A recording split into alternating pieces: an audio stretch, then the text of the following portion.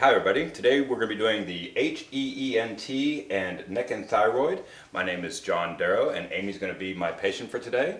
And we'll go ahead and start the examination, and we want to make sure that we do a general assessment of our patient each time we start an examination. So Amy is sitting upright, she's alert, and she's conscious, okay? So let's go ahead and start with the HEENT. Some people call it HENT, doesn't matter, but it's head, ears, eyes, nose, throat. And we're going to start the examination by just looking at Amy's head, okay? We're just looking at the overall structure of her head, seeing if there's any abnormalities, any signs of trauma or abuse. We're going to look in the front and we're going to look in the back. It's always a good idea to inquire. Have you had any problems with your head I should know about? No. Okay. So in these examinations, you can think about it going from least invasive to most invasive. So now that I've looked at her overall structure of her head, I'm going to go through and I'm going to try to see as much of the skin as I possibly can under her hair. And to do that, I'm just going to have to move the hair out of the way. If your patient's hair is up in a bun or anything like that, it needs to be brought down, okay? So I'm just going to go through carefully looking for any signs of infestation, any signs of trauma, abuse, past scars, things of that nature. We're going to go around the back side here. I want to see as much of the hair as I possibly can when I'm going through this examination. Let's go over here now. And some people like to use a tongue depressor to help move the hair out of the way, or you can even wear gloves if you're worried about feeling anything, if there's anything on the hair that you're worried about. So I can use a tongue depressor like this and just move the hair out of the way, one level at a time, move it up out of the way. I just go ahead and use my hands when I do the examination, so I'm just going to look carefully.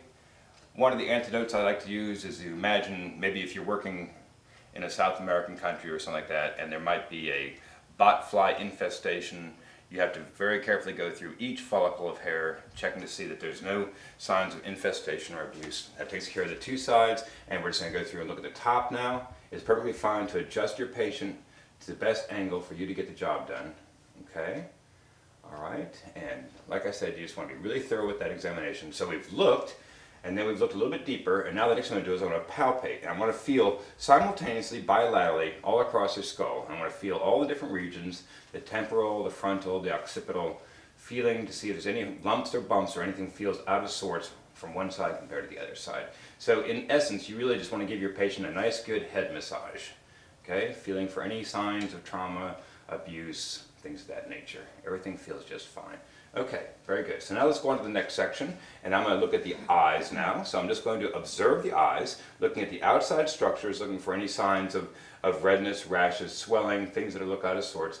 Everything looks just fine. Any problems with your eyes I should know about before I begin the exam? No. Okay, so if you would please, just lower your eyelids down, okay, and look up and look back and forth. I'm looking at the sclera now on the bottom side. Okay, now raise your eyelids up this way, okay, and look down for me, back and forth. Very good. So I've looked at all the sides right there. All right, the next thing I want to do, and some of these exams that we're doing, remember we're going to come back in the neuro part of the examination.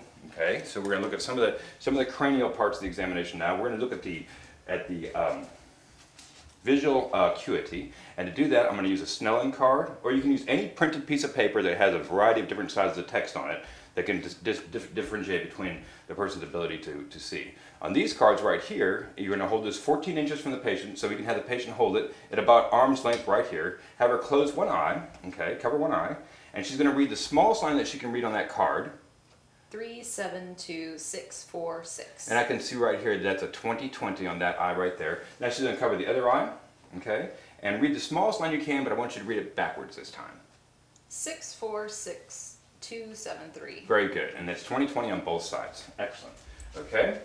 All right, now we're going to look at our pupillary responsive light, direct and indirect. I can use a pen light, or I can use an otoscope to do that. And what I want to do is I want to look into one eye and just bring light into that one eye only, and watch the pupil respond to the light, okay? That's direct pupillary response to light. And then consensual is I'm going to look at this eye, but bringing the light into this eye over here, okay?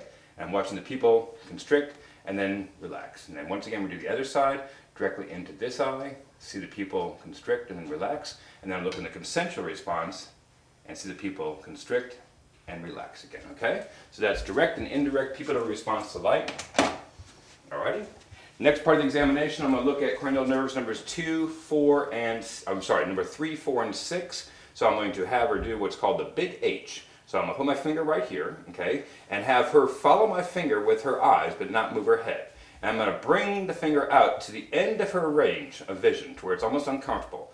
Up and down, watching for even, consistent movement across the eyes.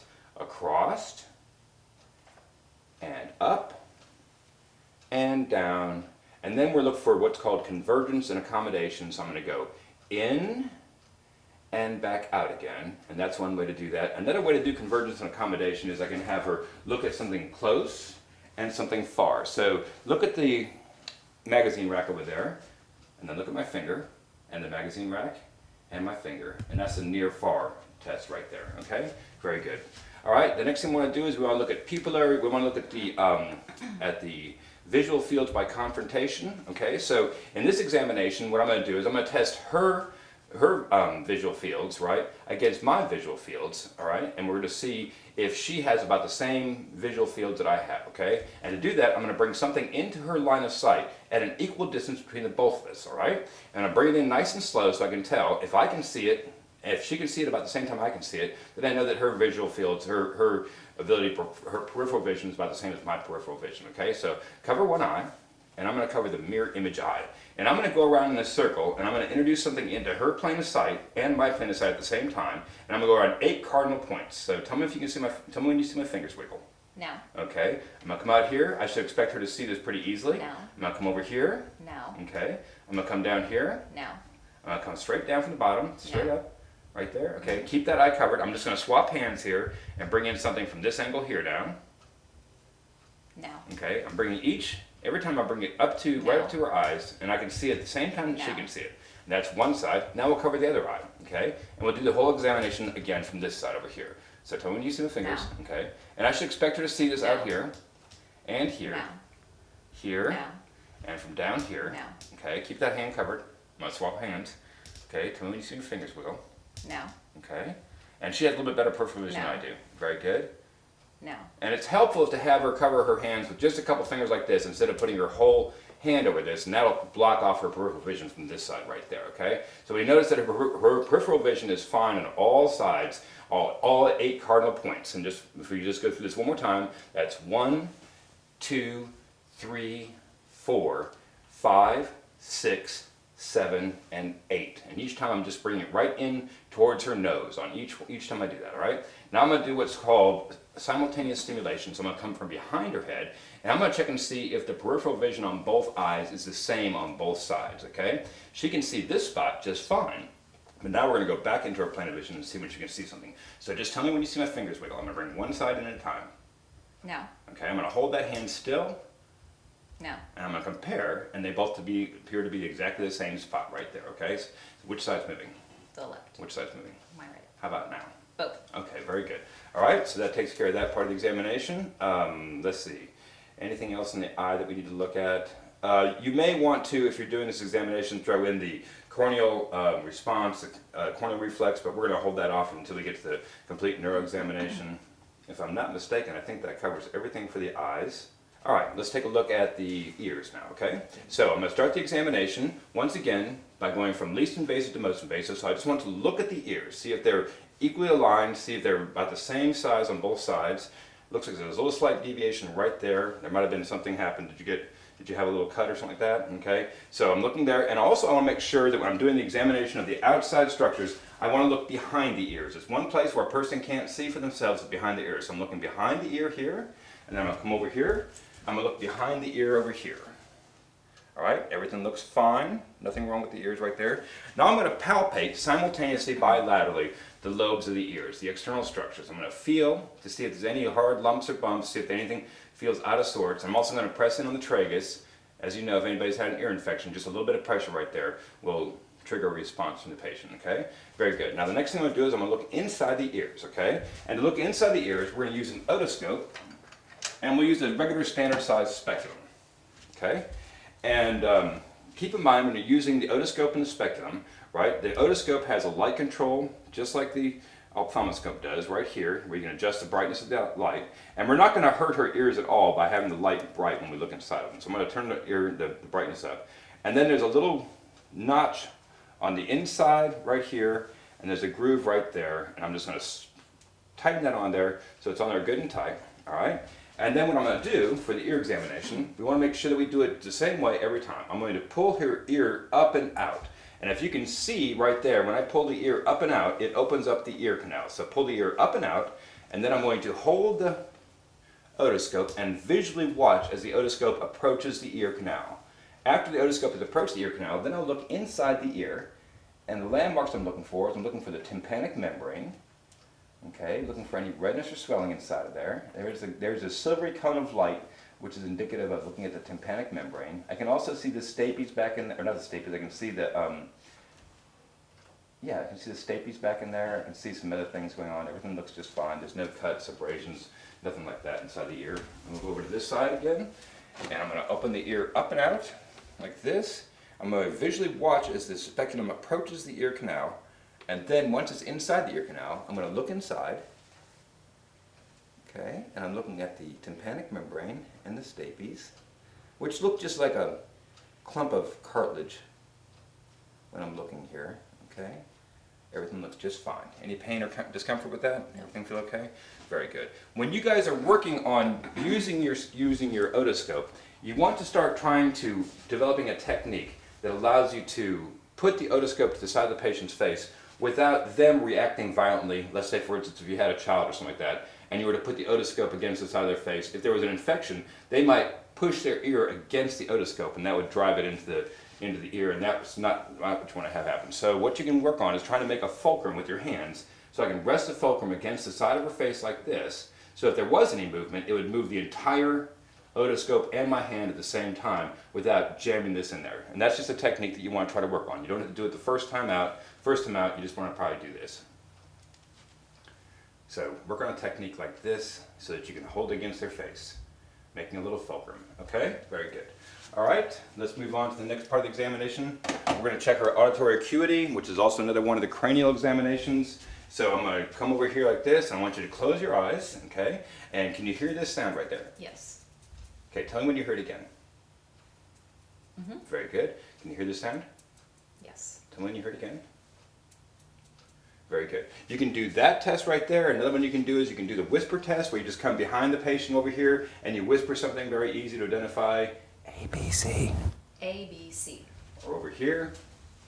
1, 2, 3. 1, 2, 3. Very good. So she has good hearing on both sides, all right? Okay, let's move on to the next part of the examination. So now we're going to take a look at the nose, all right, and the sinuses. So I'm just going to first visually look at her face right here. And if anybody's ever had any bad sinus infections, you'll know that the eyes will get red around here. You'll see swelling around here. So just a simple inspection will show me whether or not she's had any sinus problems. Do you have any sinus problems right now I should know about? Okay, I'm going to start off by just pressing against the sinuses. I'm going to press against the frontal sinuses right here. And I'm just putting some pressure there to see if there's any reaction to her, if she's caused any pain or discomfort right there, okay? And then the maxillary sinuses right here, I'm going to press down against that spot right there. Any pain or discomfort? No. Okay, and something that we used to use, but we don't do very much anymore, and it's not going to be on your exams for this, but just keep in mind, if you want to check the ethmoid sinuses, you can just press right against the bridge of the nose on either side right here. Just press up against the bridge of the nose, okay? And everything feels just fine, all right? So some people might also go through and just lightly tap on the sinuses right here to see if there's any pain or discomfort. Okay, everything looks good. All right, now we're going to look inside of the nose. So once again, we want to get a nice clean speculum out and use our otoscope. And we want to position the patient so we get the best results we can. So I want to have you tilt your head back, and if you would, either the physician or the patient can open up the nose like this, okay? And I want to look up inside the nose as best I can, like this. I'm not interested in looking inside the nose this way. I want to try to get up here. And you don't need to go past the nares. Here, hold this for a second. You don't need to go past the nares. Just go a little bit past the nose hairs. That's all far you have to go. I'm going to open up the nose, watch as the speculum approaches the nostril, and then look up inside. And I'm looking at the septum, and I'm looking at the turbinates all the way back up in there, right? And looking for any redness or swelling, any signs of abuse or trauma. Everything looks just good, pink and healthy. And then we'll do this side right here. Once again, I'm going to watch as the speculum goes up inside the nose. I'm going to turn and look up inside here. There we go. And there is a little slight deviation to her septum. I'm not sure. Did you have an accident or hurt your nose or anything? I don't know. Okay. There's a little slight deviation to the septum, but now I can see it all the way back, clear up into the turbinates, way up there. And I have to really look up inside to see that, okay? All right, so I was able to look all the way back inside of here. It's just the slightest little deviation on this side right there. I'm not sure if it's from an old break or something like that. All right, very good. So let's move on to the next part of the examination, and we're going to take a look at the mouth. All right. So once again, I'll need a light source to look at the mouth, and also a tongue depressor. All right. And so when you're looking at the mouth, would you mind holding that cord right there? Thank you. You have to use a tongue depressor, and I like to wet the tongue depressor down. So I had this sitting in some water. That way it moves around easier inside the mouth. And you need to have a light source, okay? Now I'm just going to look at the external structures of the mouth first, looking along the Vermilion border here, looking at the lips, looking to see if there's any signs of trauma or abuse, any signs of infection, maybe cold sores. Everything looks just fine. Is everything okay inside your mouth? Okay, so open up real wide, okay? And I want to go through and I want to look at each place where the mucosal membrane meets the gum line across the entire mouth right here on the outside. So to do that, I'm going to open up the mouth with a tongue depressor and look inside, okay? Now I'm looking at this corner right there. I'm going to look down across the front right here, looking to see if there's looking for any signs of blackness, any unusual characteristics inside the mouth. Everything looks pink and healthy. I'm looking to see if I can identify the glands in the back of the mouth. I'm going to come over to this side now, look up. Okay, and get all the way back in there. It does not hurt to open up the cheeks like this. It's not uncomfortable at all. All right, I'm going to look over here, across the front right there. Very good. And I'm going to look over here. And I'm sorry, don't see a lot of cavities or anything. So I'm looking back on this corner back here. All right, now have the patient raise their tongue up. Lift your tongue up. I'm going to use the tongue depressor to move the tongue out of the way and look at the lower section here. See if I can identify some glands, make sure everything looks clean and healthy. Move over this side over here. Everything looks good on that side. Now have the patient put their tongue out, open your mouth, put your tongue out, and I like to use the tongue depressor this way so it doesn't gag them by accident, and look back at the soft palate and the uvula and have them say, ah, again, and I'm watching for even, consistent raising of the soft palate and watching to see if there's any deviation to the uvula, okay? And everything looks just fine, okay?